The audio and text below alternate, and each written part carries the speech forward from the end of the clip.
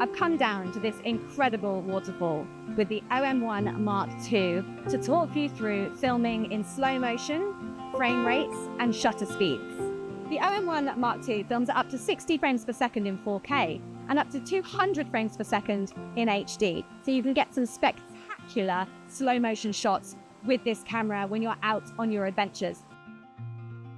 I'm often asked, what settings should I have when it comes to filmmaking, and specifically referring to the shutter speed? So I'm going to talk you through what the cinematic rule is, and then I'm going to tell you what the workaround is. The cinematic rule is that your shutter speed must be double your frame rate.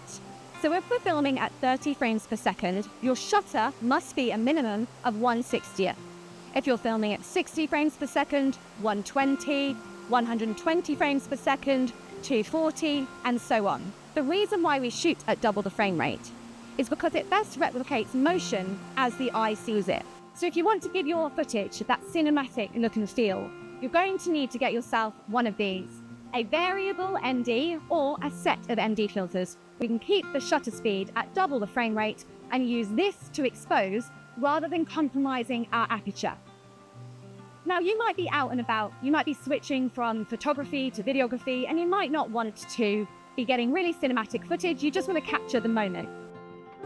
In which case, expose using the shutter, just as you would in photography. Don't compromise your creative shot by having to put your aperture up to f/22. Retain what creative vision you'd like to get from this clip and expose using the shutter.